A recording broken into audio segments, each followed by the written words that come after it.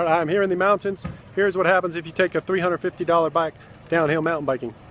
This is a Diamondback Axis hardtail mountain bike made of aircraft grade aluminum that costs $350 at Dick's Sporting Goods. See the video description for a link to a complete review of this bike. We are at Snow Summit in Big Bear, California. As you can see, a $350 mountain bike goes up the mountain just as fast as a $7,000 mountain bike. Well, as you can see, the trails are pretty fast and pretty rugged, and if you go off the trail you might get lost in the woods, and who knows what's out in the woods that might get you. But you don't know what's in these woods.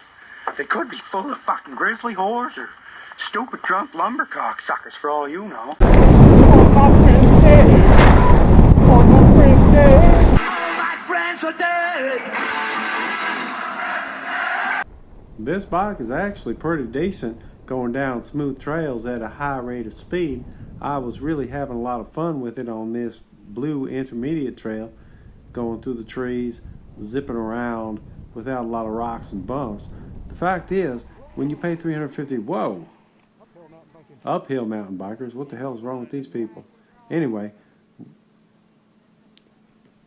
what you get when you pay $350 for a mountain bike is something that looks like a mountain bike but is not perhaps actually a mountain bike. In this case, Diamondback did a good job of making a bike that can handle some punishment, but the front shocks can't be called shocks because there is no shock absorption. They are just springs and tubes. There's no damping that you can change with the flip of a switch or pumping air into it. So all you can do is crank up the preload.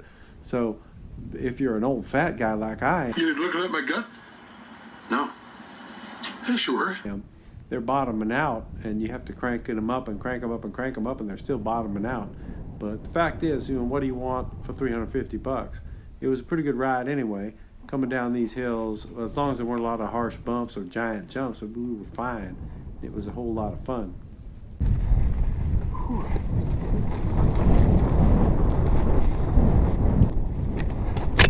He fell down. He fell down, but he got right back up. Yeah. Thanks. You're welcome. Fall down. Get back up again. Fall down. Beautiful, eh? Yeah, north of you. Nice view. Oh, forest fire.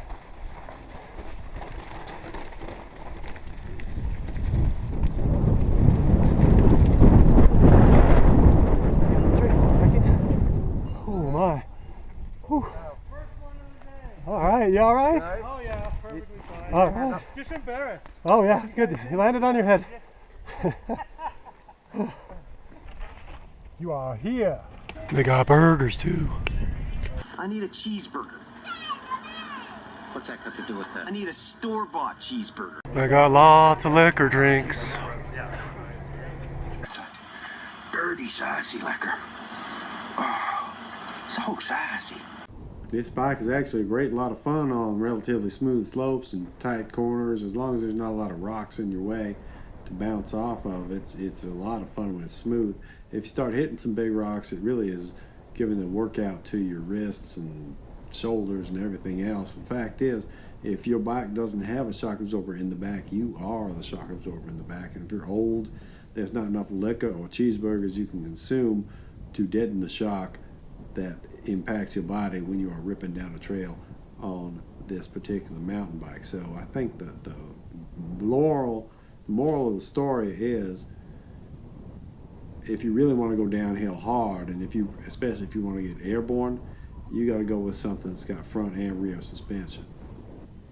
I am sure that this Diamondback Axis mountain bike could take a hell of a beating and could probably rip down a Black Diamond slope under the expert control of somebody who's under the age of 30. However, I do not possess those credentials, so I did do you all the favor of taking it down the hill as fast as I possibly could, and in fact also ripping to the bottom of the slope, trying to get an inner tube to my son who had a flat tire, and in the process I showed you that this does in fact crash test quite well. Oh! Fuck!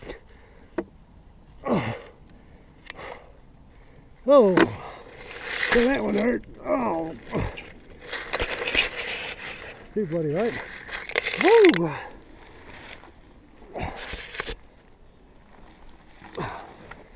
Alright, so there's your crash test. The bike's fine. Not sure about the rider. Woo! Good times.